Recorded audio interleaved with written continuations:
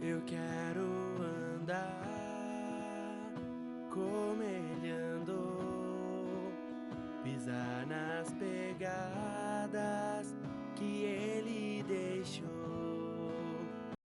Tá bom, então vamos começar a quarta fase do estudo bíblico cronológico, onde nós vamos estudar de Romanos até Apocalipse. Eu vou passar rapidamente por aquilo que a gente já estudou. Na fase 1, ele é o Cordeiro de Deus que tira o pecado do mundo.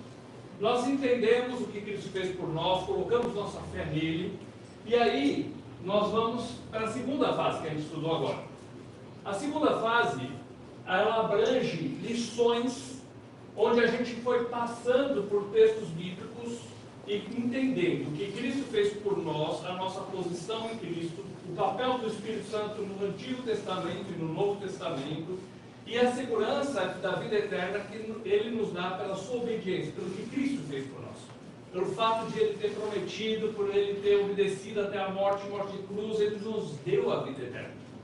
Aí, nós estudamos a terceira fase, e aqueles que fizeram por último, fez segunda e terceira juntos. Eu chamei de segunda para facilitar, que é o livro de Atos. Ou seja, nós vimos sobre o que acontece depois que Jesus sobe aos céus, e os seus discípulos continuam a obra que ele deixou, e aqueles sinais que aparecem em Atos são as provas vivas de que Cristo estava vivo, e ele atuava através dos seus discípulos. E aí nós vimos o livro de Atos, aquilo que Deus fez na vida das pessoas, pelo poder do Espírito Santo, e vimos as igrejas sendo estabelecidas. Igreja é o que? O chamado para fora. Ou seja, aqueles que creram em Cristo eram chamados para fora. E no meio da terceira fase a gente estudou sobre a nossa posição em Cristo, a nossa identidade em Cristo, a nossa vida no dia a dia, como nós deveríamos viver. E aí chegamos na quarta fase. E alguns fizeram na segunda fase alguns anos atrás, que foi um pouco mais longa, a gente pegou um pouco de Romanos. Então aqueles que fizeram aquela segunda fase, vai repetir um pouco essa semana e a próxima, daquilo que foi feito alguns anos atrás. Tá? Mas a quarta fase, ela tem o foco de ensinar para a gente, desde Romanos a Apocalipse, as principais lições. A ideia aqui não é a gente passar por todos os versos, senão a gente precisaria de meses para cada um dos livros. Mas a ideia é a gente abrir a Bíblia, ver uma visão geral, que nem Romanos, por ser mais longo, a gente vai ficar 2 a 3 semanas, ter uma visão geral do livro para que você, indo para casa, você leia o livro e possa entendê-lo e começar a tirar lições para a sua própria vida. E aí, por causa disso, a gente vai tentar jogar no grupo algumas tarefas, algumas leituras que vocês devem fazer. Por quê? O objetivo agora aqui é que você possa olhar a Bíblia e entender aquela parte. Que nem hoje nós devemos ir até o capítulo 5 ou 6, dependendo de como for o andamento. Então, essa semana você tem que ler os versos, os capítulos dessa semana e já ler da próxima para saber o que vai ser falado.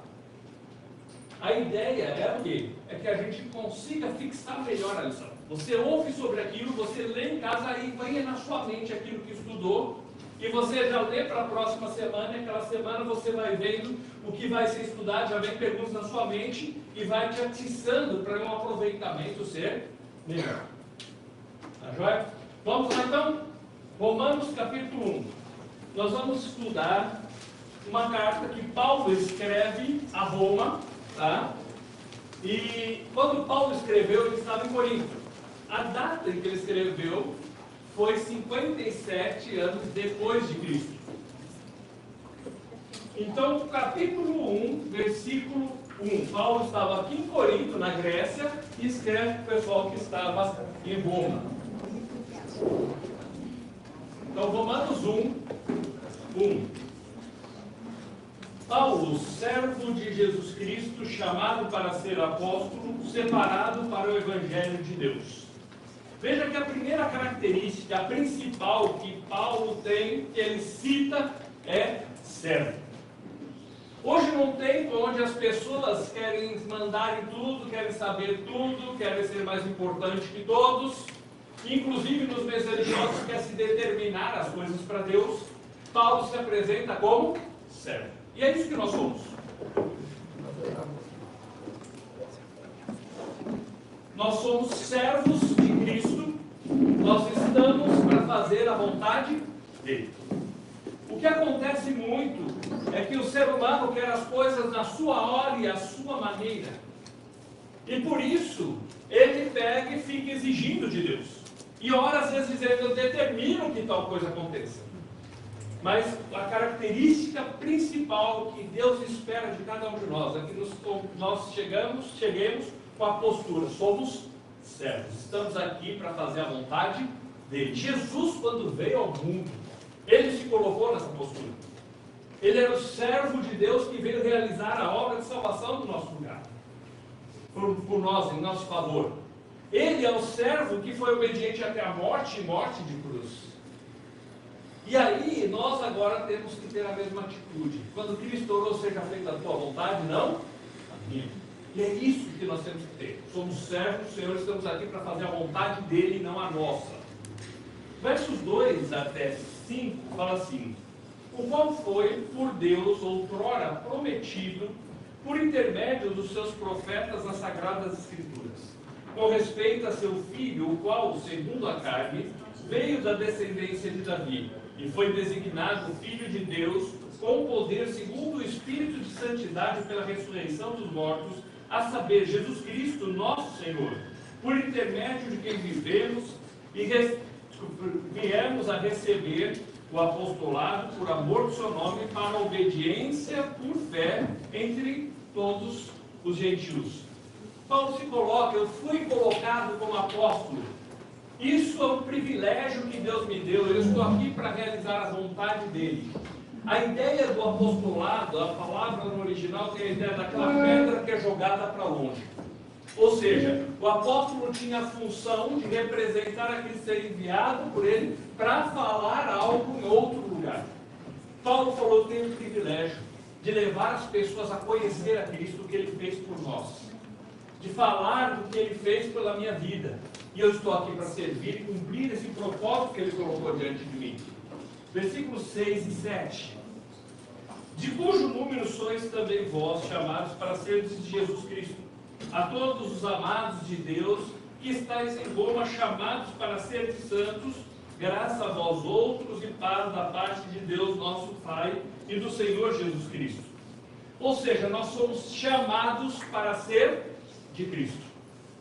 A nossa identificação não é com um sistema, com uma placa, não é com uma pessoa, com um líder. A nossa identificação é com a pessoa de Jesus Cristo. Somos chamados para ser dele.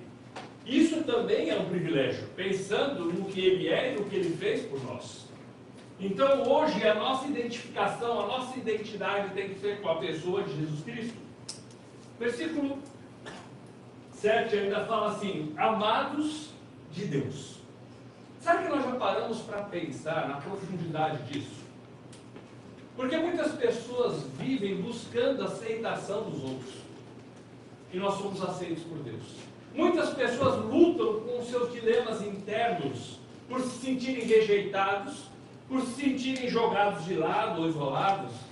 E Deus fala para nós que nós somos amados de Deus. Deus nos amou. Ao ponto de entregar o Filho dele. Ao ponto de nos dar a vida eterna. Ao ponto de se preocupar conosco. Lembrando um pouco na primeira fase, quando a gente estudou a história, quando o povo de Israel foi entrar na terra prometida, em Josué, capítulo 2, a prostituta Raabe, ela ouve sobre um Deus que no seu poder abriu o mar vermelho. E ela pega e cita o seguinte, que aquilo mexeu com ela, ao ponto de ela entender que esse Deus era grandioso, aquilo transforma a sua vida, e ela diz assim, porque esse Deus é Deus lá em cima no céu, e aqui embaixo na terra. Ou seja, Deus não é um Deus distante, longe de nós, mas um Deus presente que se preocupa com cada um de nós. E não somente há uma preocupação de, vou cuidar dessa criatura por pena, mas ele declarar que ele nos ama, que somos amados dele. Também, além de sermos amados dele, nós somos chamados para ser santos. E quando fala de ser santo, a gente vai estudar isso bem mais detalhado no capítulo 6, mas a ideia de santo aqui é aquele que é separado.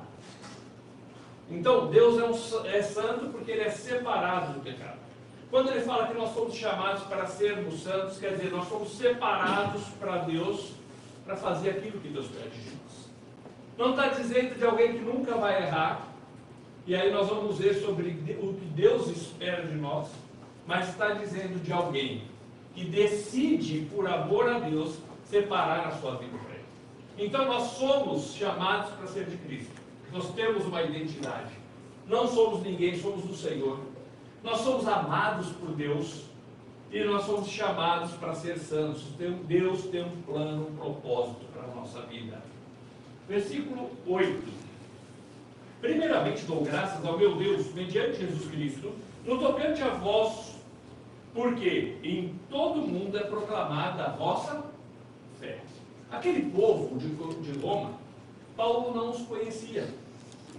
Não foi Paulo que fundou aquela igreja. Na região da Ásia, Paulo fez muito, falou muito, pregou em muitos lugares. Na região da Grécia, da Macedônia, da Turquia. Porém, em Roma ele não tinha ido. Mas ele ouvia sobre a fé dessas pessoas. Ou seja, aquelas pessoas tinham uma fé viva, ao ponto de poder ser vista pelos demais, ao ponto de ser falada, comentada pelas pessoas. A fé verdadeira, ela não é agente secreto escondidinha no canto. A fé verdadeira, ela é expressada pelas palavras e vivida pelas ações. E é isso que Deus espera de nós. Não uma fé que eu diga assim, opa, não vou para o inferno, é legal. Mas uma fé que faça diferença. Uma fé que as pessoas vão olhar e falar assim, olha, eu quero saber mais sobre esse Deus, porque Ele mudou a vida dessa pessoa. E Ele pode mudar a minha também. Versos 9 e 10. Porque Deus, a quem sirvo em meu espírito, no Evangelho do seu Filho, é a minha testemunha de como incessantemente faço menção de vós em todas as minhas orações, suplicando que, em algum tempo, pela vontade de Deus, se me ofereça a boa ocasião de visitá-los. Paulo está falando o seguinte, olha, eu tenho um desejo muito grande de estar com vocês, mas é segundo a vontade de Deus. Se eu sou servo, eu estou disposto a me submeter à vontade do meu Senhor. Por isso que a nossa oração é segundo a sua vontade, seguindo o exemplo do nosso Senhor, que é Jesus Cristo. Por isso que quando pedimos algo a Deus, não deve prevalecer o que eu quero, mas o que Ele quer. E se Ele pede algo de mim, eu devo procurar fazer aquilo que Ele pede de mim. Quando as pessoas oram o Pai Nosso, oram sem pensar no que diz. E uma parte dele diz o quê? Seja feita a tua vontade, assim na terra como no céu. Ou seja, o desejo do coração daquele que tem uma fé viva, daquele que crê, é se submeter à vontade daquele que o ama. Nós temos um Pai que nos ama, nós somos de Cristo, fomos chamados para ser santos e nos submetemos à vontade dele. E aí, além de submissão à vontade de Deus, nessa parte a gente vê a bênção da comunhão, porque ele queria ir até Roma por um propósito, versos 11 e 12. Porque muito desejo ver-vos, a fim de repartir convosco algum dom espiritual, para que sejais confirmados. Isso é, para que, em vossa companhia, reciprocamente nos confortemos por intermédio da fé mútua, vossa e minha. Paulo está falando o seguinte, olha, o fato de termos o mesmo Senhor, a mesma fé, de crermos no mesmo Cristo, isso faz com que nós tenhamos algo a oferecer um para o outro. Estarmos na companhia um do outro faz com que nós cresçamos. Ou seja, Paulo está dizendo, eu estou indo aí não para ensinar, para determinar as coisas para vocês. Eu estou indo aí para que juntos compartilhemos da nossa fé, compartilhemos do nosso amor para com o Senhor, para que juntos nós cresçamos pela amizade, pela comunhão, que é o quê? Ter algo em comum. As bênçãos da comunhão são o seguinte, a primeira delas é o crescimento pela palavra. Ou seja, eu vejo a palavra entra na minha vida e aquilo vai me levando a crescer e a desenvolver. Além disso, o conforto mútuo. Tem dias que nós estamos com dificuldade. Às vezes você está passando por um problema. E o fato de nós termos a mesma fé, o mesmo Senhor e andarmos juntos, faz com que um possa confortar o outro, trazendo à lembrança as verdades sobre Deus. trazendo a lembrança versos bíblicos que falam para nós da segurança que nós temos no Senhor. Que Ele sempre está conosco, que Ele nos ama, apesar do que nós somos. Que Ele nos ama e que Ele luta por nós, que Ele briga por nós. Como diz em Salmos, se o meu pai e a minha mãe me abandonarem, o Senhor cuidará de mim. Então, a bênção da comunhão é que nós nos encaixarmos em um ajudar o outro, crescermos juntos e nos confortarmos. Nós temos muito em comum. A primeira coisa que nós temos em comum é que nós temos o mesmo Pai, somos filhos de Deus. Lembra que a gente estudou em João 1,12? Mas a todos quantos o receberam, deu-lhes o poder de serem feitos filhos de Deus, a saber os que creem no seu nome. Além de termos o mesmo Pai, somos amados por Ele. Um Pai e um Pai que nos ama. E temos o mesmo objetivo, que é agradar a Deus. Então, podemos andar juntos, podemos ajudar um ao outro, podemos crescer juntos, podemos nos confortar, porque temos muito em comum. Versos 13 e 14. Porque não quero, irmãos, que ignoreis que muitas vezes me propus ir ter convosco, no que tenho sido até agora impedido, para conseguir igualmente entre vós algum fruto, como também entre outros gentios.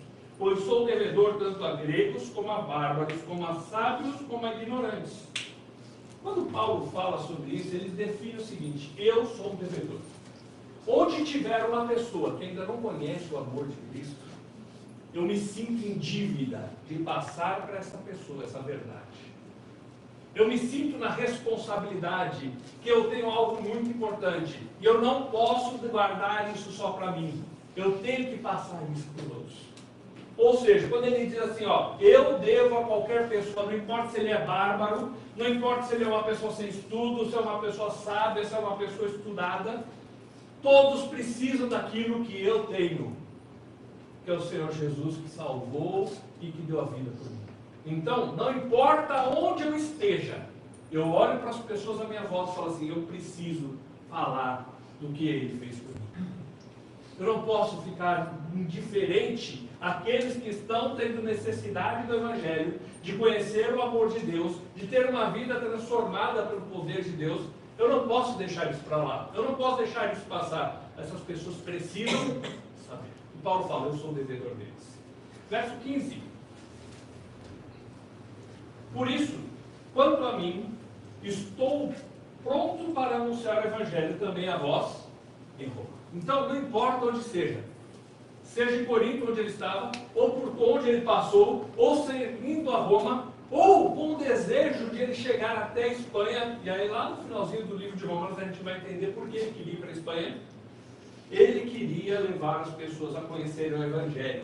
E lembra, o que é o Evangelho? A palavra Evangelho quer dizer boa notícia. E qual é a boa notícia? Havia uma má notícia. Nós somos pecadores e merecíamos o inferno, a condenação eterna. E qual a boa notícia? Cristo veio, pagou a nossa dívida e nós podemos chegar diante de Deus. É essa a mensagem. E olha que essa mensagem pode, versículo 16. Pois não me envergonho do Evangelho, porque é o poder de Deus para a salvação de todo aquele que crê, primeiro do judeu e também do grego. Ele falou, o Evangelho é o poder de Deus na vida de uma pessoa. E eu não me envergonho disso. Paulo chegava numa cidade, em algum lugar, ele ia numa sinagoga, ou se ele estava em Atenas, ele foi no Areópago, ele passou pelos lugares bem dos deuses que eles queriam, ele dialogou com filósofos, ele não se intimidou no meio das situações, ele não teve vergonha de falar da sua fé. Diante do rei Agripa, ele pega e firma aquilo que ele queria e diz assim, olha, é isso que Cristo fez por mim. Ele não se envergonhava, porque aquilo era o poder transformador na vida de uma pessoa. Aquele poder que transformou a vida de um Paulo, orgulhoso, religioso, que achava que era melhor que os outros, que perseguia os cristãos, e quando ele encontra Jesus, ele tem a sua vida transformada. Esse mesmo poder que transformou a sua vida, pode transformar a dos outros. E ele falou, eu não tenho vergonha disso. Muitas vezes a gente é tentado a se envergonhar daquilo que nós queremos, por medo das críticas. Às vezes as mídias querem dizer que o fato de você crer no que Deus diz, crer na Bíblia ou crer em Cristo como Salvador, quer te colocar numa categoria de uma pessoa sem estudo, iletrada ou ignorante. Mas não, o Evangelho é o poder de Deus. Existem igrejas que dão mau testemunho, que falam coisas erradas, que fazem que as pessoas tenham vergonha daquele meio religioso. Agora, o Evangelho, o que Cristo fez por nós, é o poder transformador na vida de uma pessoa. E a gente não pode ter vergonha disso. É o poder que transformou a vida de Paulo. É o poder que transformou a minha vida. É o poder que transformou a sua vida. É o poder que pode transformar a vida de muitas e muitas pessoas. Versículo 17. Visto que a justiça de Deus se revela no Evangelho de fé em fé, como está escrito, o justo viverá por fé. Então, o homem era pecador, estava longe de Deus e não tinha como chegar na presença de um Deus santo. O Evangelho é essa boa notícia. Cristo veio e abriu um caminho para chegar até Deus. Jesus disse: eu sou o caminho, a verdade e a vida. Ninguém vem ao Pai senão por mim. Os discípulos lá em Atos eram chamados de os do caminho. Porque o Senhor abriu um caminho para que o homem pecador pudesse, pela fé, chegar até Deus. Não fé na religião, não fé no seu sistema, não fé em pessoas, a fé no Evangelho. Cristo veio, morreu por nós e pagou os nossos pecados. Bom, a partir de agora a gente vai começar a pular alguns versos. Primeiro a gente estabeleceu as bases do começo do livro, e agora a gente vai para o capítulo 1, verso 20.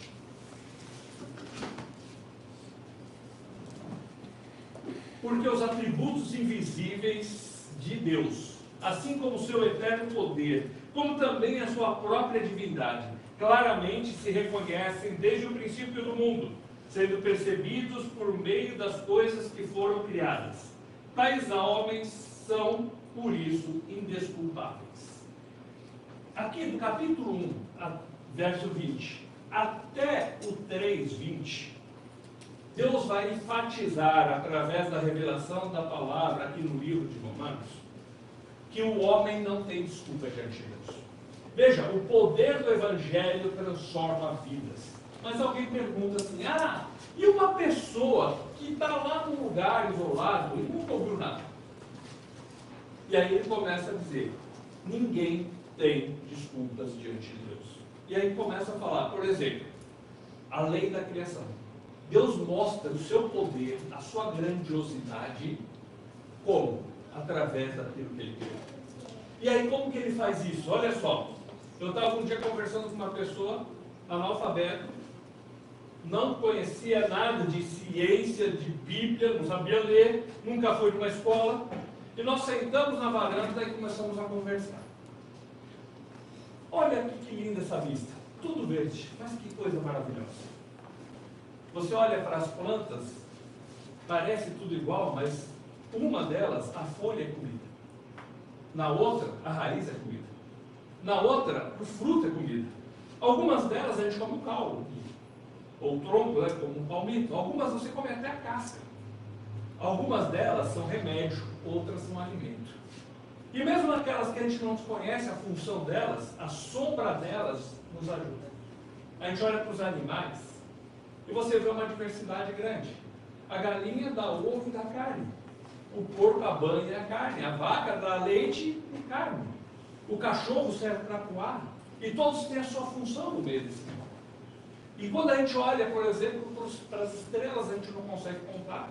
A gente olha para o sol, a gente nem consegue olhar para ele por causa do refulgir, da grandeza, não só o calor, mas a luz que ele traz. E você vai passando por aquelas coisas da criação. E você vai vendo que existe alguém grande, inteligente e que nos ama e que deu tudo isso de presente para nós. Qualquer um pode entender isso. Ou seja, Deus se manifesta, o seu poder é manifesto através daquilo que ele fez. Se nós passarmos por corpo humano, a função de cada parte, por mais que se estude o corpo humano, ainda não se sabe tudo sobre ele. Ainda não se sabe todas as coisas sobre, por exemplo, as galáxias. Por mais que tenha um telescópio, por mais que tenha foguete indo para o espaço, não importa. Porque a grandiosidade de Deus pode ser vista através daquilo que Ele fez. Só que o problema do ser humano é que, em vez de adorar o Criador, ele resolve adorar a criação. Tá? Versículo, antes de ir para o 21, só para te pensar um pouquinho, o homem não tem desculpa diante de Deus. Ele teria dentro dele uma parte para conhecer a Deus, amar a Deus, obedecer a Deus, ter paz. Mas por causa do pecado, o homem, essa parte morreu e ele está separado de Deus. Aí chega no verso 21, olha o que fala. Porquanto, tendo conhecimento de Deus, não glorificaram como Deus, nem lhe deram graças. Antes se tornaram nulos em seus próprios raciocínios, obscurecendo-se-lhes o coração insensato. O que acontece? O homem, ele vê a criação, mas ele resolve adorar a criatura em vez da criação. Ele tem entendimento de certas coisas, às vezes ele se orgulha desse entendimento, se acha muito sábio, e ele acaba rejeitando a Deus porque o seu coração está endurecido. E isso, ninguém tem desculpa diante de Deus. Olha 22 e 23. Inculcando-se sábios, tornaram-se loucos. Mudaram a glória de Deus incorruptível em semelhança da imagem do homem corruptível. A rejeitar Deus, o Criador, escolhe seguir e servir e criar imagens de animais, de pessoas, em vez de adorar o Criador, adora. Em alguns lugares adora-se o sol, outros a lua, outros a vaca. Para nós a vaca é sagrada, né? No espeto. Mas na Índia, a vaca é adorada. Adora-se pessoas, mas não se adora a Deus. E as pessoas criam seus raciocínios em cima dessas coisas, mas acabam rejeitando aquele que fez tudo. Então Deus está dizendo, ninguém tem desculpa, porque eles têm a criação. Eles podem não ter a Bíblia escrita, eles podem não ter estudo, mas eles têm um testemunho vivo do poder de Deus, que é a criação. Versículo 28, ele vai só discorrer um pouco mais, que o ser humano acaba se entregando a tudo que é coisa errada. Em vez de adorar o Criador, eles preferem se entregar às coisas erradas, aos seus raciocínios, e é por isso que o mundo está um caos. E aí ele resume isso no 28 e diante. No 28 a gente vai lendo até o 32. O 28 diz assim: por haverem desprezado o conhecimento de Deus, o próprio Deus nos entregou uma dissolução mental reprovável, disposição mental reprovável, para praticarem coisas inconvenientes.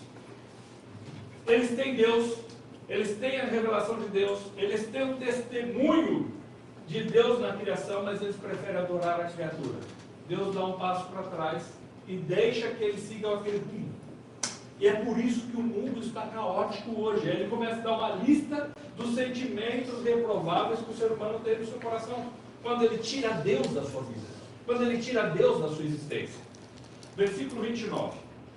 Cheios de injustiça, malícia, avareza, maldade, possuídos de inveja, homicídio, contenda, dolo, malignidade, sendo difamadores, caluniadores, aborrecedores de Deus, outra versão diz aborrecidos de Deus, insolentes, soberbos, presunçosos, inventores de males, desobedientes aos pais, insensatos, pérfidos, sem afeição natural, sem misericórdia.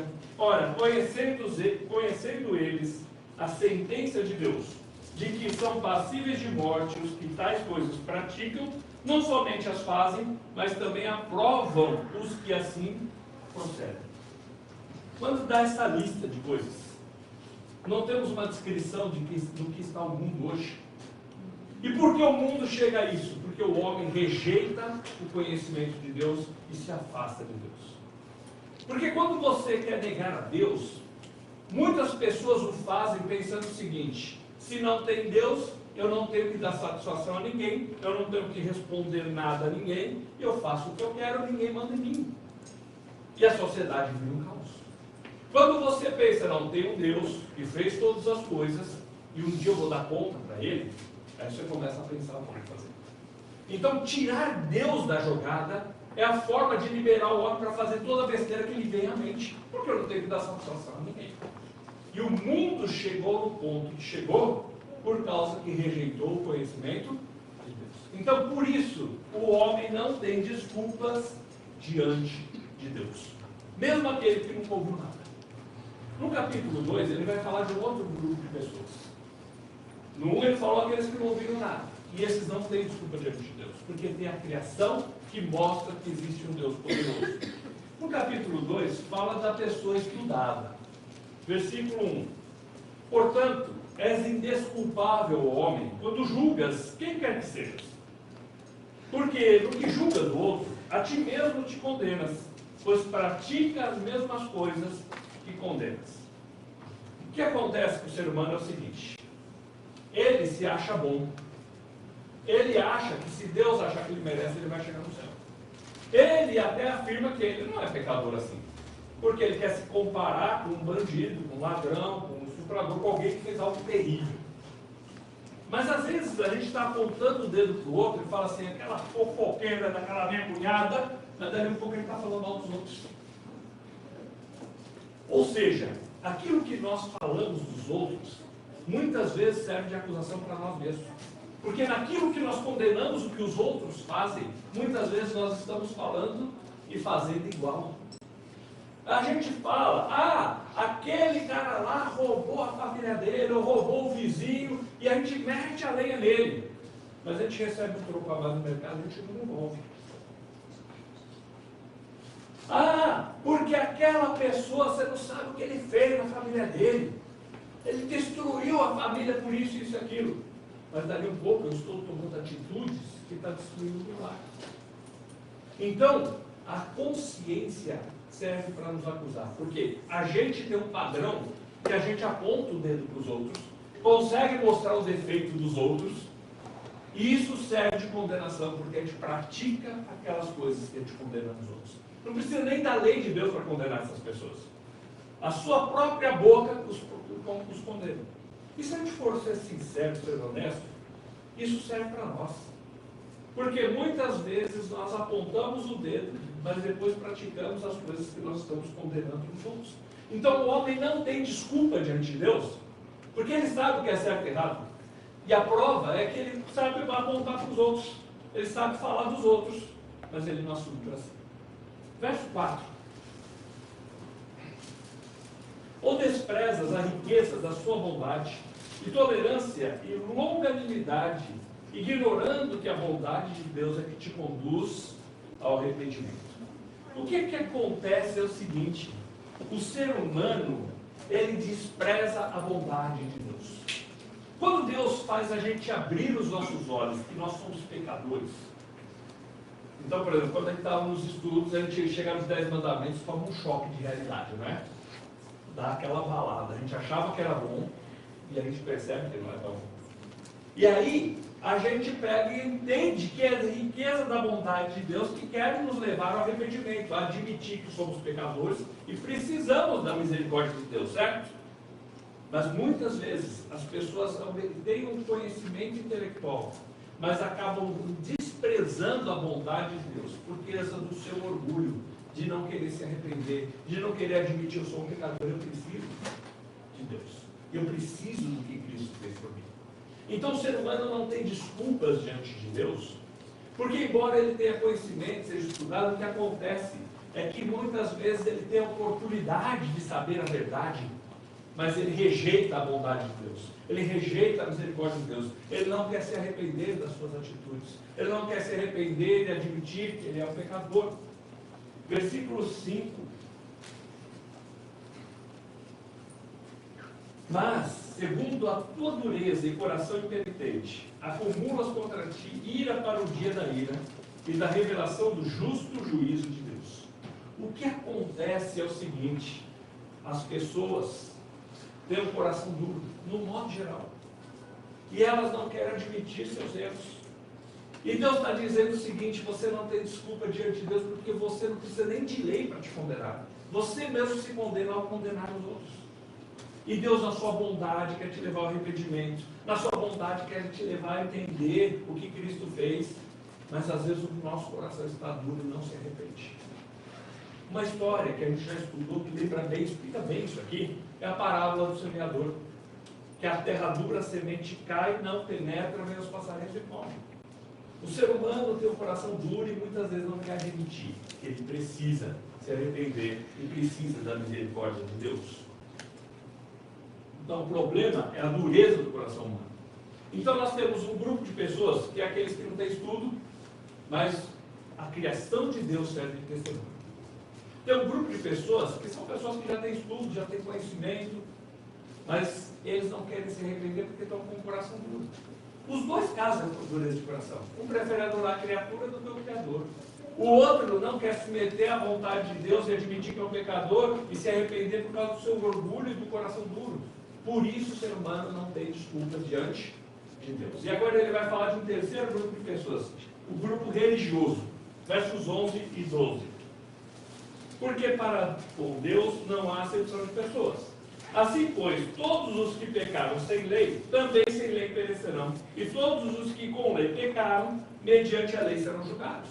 Ou seja, não tem desculpas diante de Deus e não tem acepção de pessoas. Ah, eu não conhecia a lei, eu não conhecia a Bíblia. Mas você, na sua consciência, acusava os outros, mas não acusava a si mesmo. Mas você rejeitou a misericórdia de Deus. Mas você está com o coração duro e não deixa com que Deus fale ao seu coração, e não quer se arrepender por causa do orgulho. Ah, mas aquele tinha lei.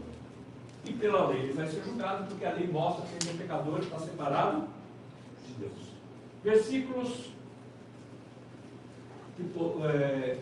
16 agora.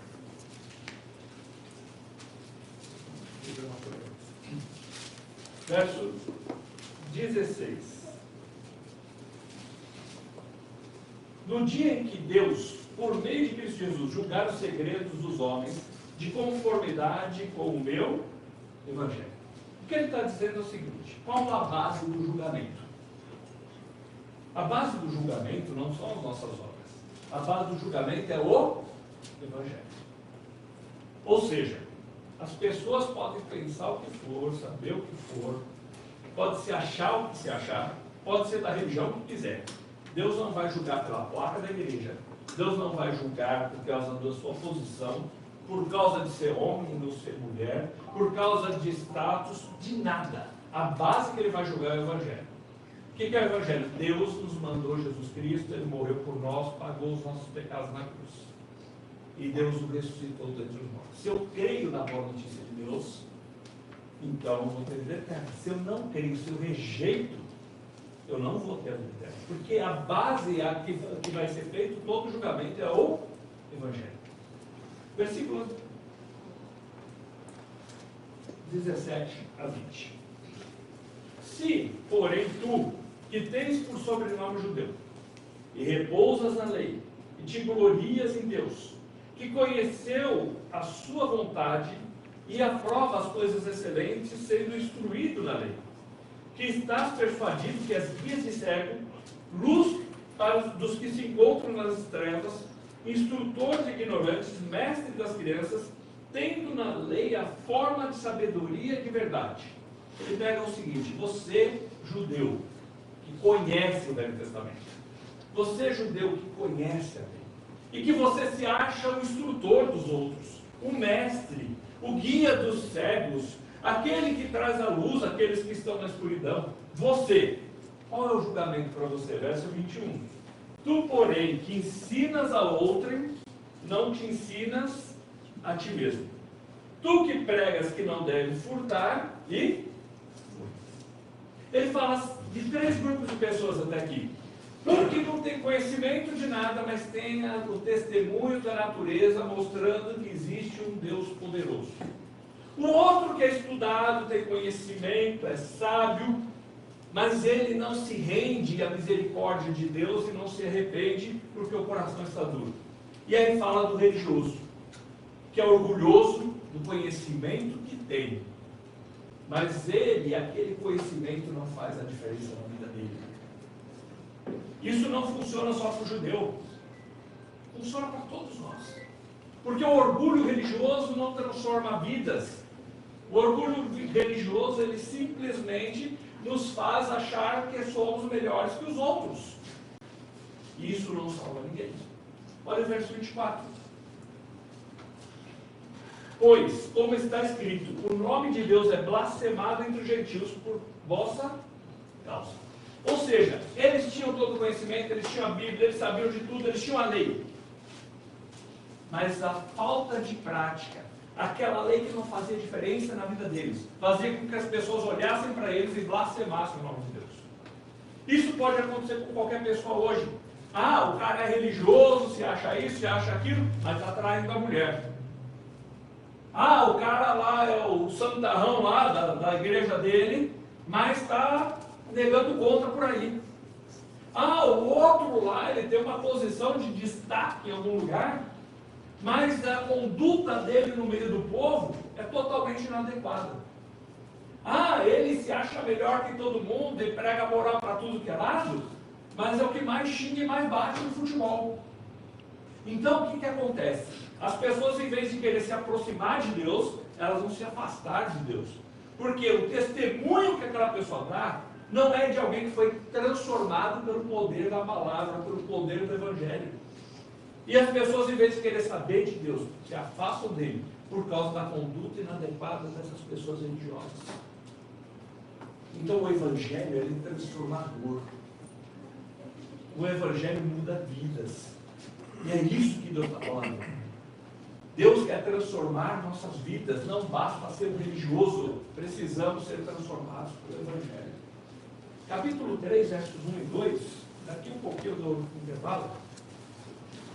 Qual é, pois, a vantagem do judeu? Ou qual a utilidade da circuncisão? Muito sobre todos os aspectos. Principalmente porque aos judeus foram confiados os oráculos de Deus. Paulo disse, qual era a vantagem de ser judeu? Eles tinham a Bíblia. Deus confiou a palavra dele, os oráculos de Deus, a palavra de Deus confiou a eles. Isso é vantagem ou não? Sim.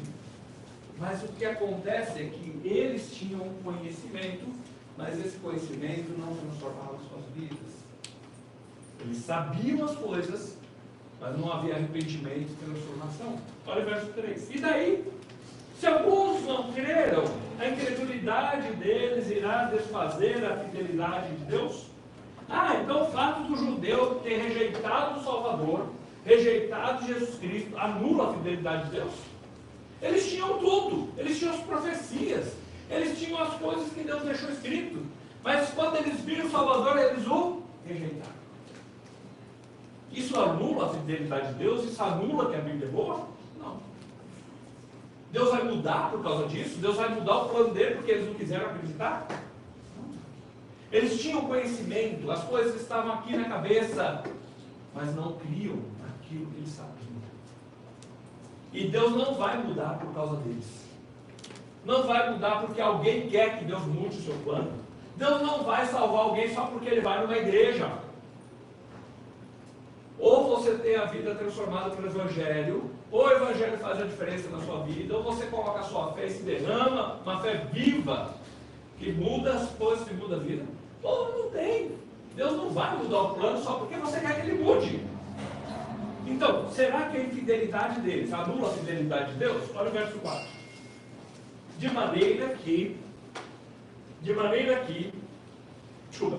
maneira nenhuma, seja sempre Deus verdadeiro e todo homem mentiroso. Porque está escrito, para ser julgado pelas tuas palavras e venhas a vencer quando for julgado. Ou seja, porque alguém não quer acreditar, Deus vai mudar? Não. Seja sempre Deus verdadeiro e todo homem mentiroso. Isso funciona em todas as esferas. Por exemplo, eu acho que tem que se fazer alguma coisa para merecer o céu. Aquilo que você acha não faz diferença. O que importa é o que Deus diz. Eu acho que tem que criar o filho solto, não pode dizer não pode fazer nada, porque senão, coitado, vai ficar deprimido. Deus fala, olha, corrija a criança. O que funciona é o que Deus diz. Porque eu ouvi uma reportagem sobre isso, ou porque eu li um artigo sobre tal coisa, e vai contra Deus. Seja Deus verdadeiro e todo homem mentiroso. Ah, porque eu acho que tem que ser do meu jeito para criar minha família, e tem que ser do meu jeito para tratar a mulher. E Deus fala como deve tratar a esposa. E fala como a esposa deve tratar o marido. E eu quero fazer do meu jeito e dá errado. Porque tem que ser da maneira de Deus. Aquilo que Deus diz é verdade. Aquilo que o homem acha ou diz pode ser mentira. Então, quando eu tenho que escolher entre o que Deus diz e o que os outros dizem, seja uma pessoa estudada, seja um líder religioso, seja uma pessoa qualquer nesse mundo, ou seja uma reportagem, ou seja ciência, ou seja psicologia, não importa o que seja. A ciência tem coisa boa, sim. A psicologia tem coisa boa. As pessoas têm coisas boas para oferecer. Mas quando entra em conflito entre a verdade de Deus e aquilo que dizem, eu tenho que escolher. Eu vou ficar com o que Deus diz ou com o que os outros dizem. E aí o texto diz, seja sempre Deus verdadeiro, todo homem mentiroso. Olha o verso 8. E por que não dizemos como alguns caluniadores afirmam que o fazemos? Pratiquemos os males para que venham bens. A condenação destes é justa. Tem gente que faz o estudo, sabe responder todas as perguntas. Se perguntar para ele o que você tem que fazer para ir para o céu, ele sabe responder tudo certinho. Mas aí ele diz assim, bom, Jesus já pagou os pecados, então eu posso fazer o que eu quero. Ele já pagou mesmo. Aí, você vê esse texto. Será que Deus vai ter por inocente aquele que diz assim, não, posso fazer o que eu quiser. Ah, vamos fazer os males, mas Deus já perdoou mesmo. Deus perdoa. Aí fala, a condenação desses é justa. Porque quem pega e leva levianamente o sacrifício de Cristo, dizendo, eu posso fazer o que eu quero, Ele perdoa, posso viver a vida que eu quero, a condenação dessa pessoa é justa, porque ele nunca entendeu a graça de Deus. Porque Deus, quando nos salva, é o começo do trabalho dele nas nossas vidas. A salvação é de graça. É pelo sacrifício de Cristo, é pela obediência de Cristo. Não é pela nossa obediência. Só que quando eu entendo essa graça muda a minha vida. Nós vamos falar um pouco disso depois do intervalo. E não dá para dizer, eu vou fazer o que eu quero porque Deus já me salvou. Quem faz isso nunca entendeu a graça de Deus na sua vida. Versículo 9. Que se conclui. Então ele vai concluir o pensamento desses capítulos iniciais. Que se conclui? Temos nós qualquer vantagem? Não, de forma nenhuma. Pois já temos demonstrado que todos, tanto judeus como gregos, estão debaixo do pecado. Ou seja, o que nós chegamos em conclusão de tudo que ele estudou até agora? Todo mundo está debaixo do pecado. Seja uma pessoa que nunca ouviu nada e que não tem estudo, seja um sábio estudado que acaba julgando os outros e não quer se arrepender, seja um religioso que se acha melhor, que é o guia de todo mundo, mas não tem a vida transformada pelo poder do Evangelho, todos estão debaixo do pecado, todos estão condenados. Ninguém escapa. Versos 10 e 11. Como está escrito, não há justo, nem um sequer. Não há quem entenda, não há quem busque a Deus. Aí você fala, não, mas eu busco a Deus. Deus, uma hora toca o coração para você buscar Ele, mas quanto tempo da vida a gente não quis nem saber dEle? O ser humano naturalmente não tem, ele quer viver a vida do jeito dele. Olha o verso 12. Todos se extraviaram, e a uma se fizeram inúteis. Não há quem faça o bem, não há um sequer. E aí a gente fala, não, mas eu fazia algumas obras boas. Quando está falando bem, é o bem como um todo. Não alguns bens tópicos, não ajudar uma pessoa que precisa ajudar e devemos ajudar. Nós vamos ver sobre isso. Nós devemos ajudar o próximo, sim. Mas fazer o bem é o bem como um todo. Nós somos pecadores e não conseguimos ser 100% corretos. Nós não conseguimos agradar a Deus pelas nossas obras e nunca vamos ser salvos pelas nossas obras, porque todos estão debaixo do pecado. Em Provérbios 16, 25, diz assim, há caminho que parece direito ao homem, mas afinal são caminhos de... Isaías 53, 6, diz assim, todos nós andávamos desgarrados como ovelhas. Cada um se desviava pelo caminho, mas o Senhor fez cair sobre ele a iniquidade de nós. Cada um ia por um caminho diferente, eram caminhos de morte. Cada um ia à sua maneira. Todos estávamos sendo inúteis na nossa tentativa de conseguir fazer alguma coisa para agradar a Deus, todos debaixo do pecado. Olha o verso 18. Não há temor de Deus diante dos seus olhos. As pessoas não temem a Deus. Sabe por quê? O cara vai fazer alguma coisa errada, ele vai trair a mulher, ele olha se alguém está olhando, se tem algum vizinho, algum amigo para ver, algum parente. Mas ele esquece que Deus está vendo. É que nem aquele cara que faz ultrapassagem proibida, o guarda para ele lá na frente e fala assim: mas o senhor não viu que era proibido ultrapassar ali? Ele fala: não, isso eu vi, o que eu não vi foi o senhor ali em cima. Esse é o ser humano, ele tem medo dos homens, mas não tem medo de Deus.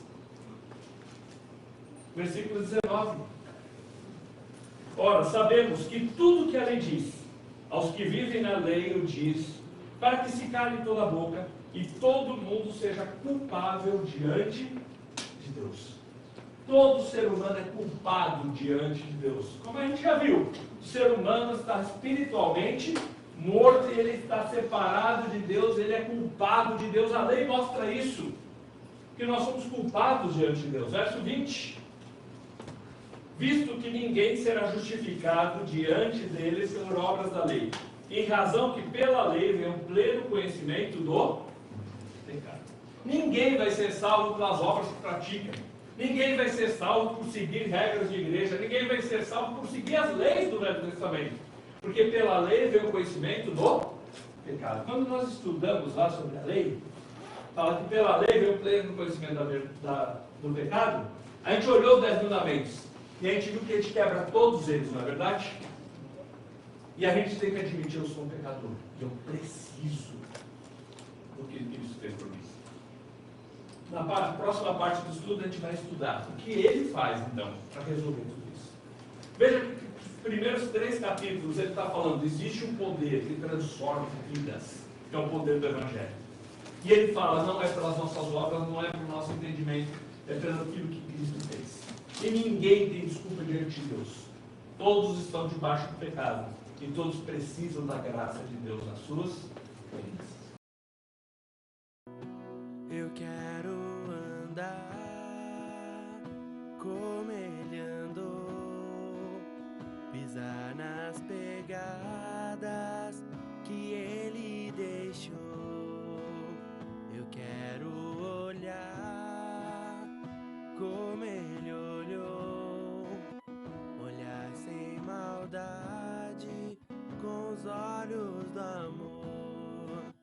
Eu quero viver como ele aqui, com os olhos nos céus e as mãos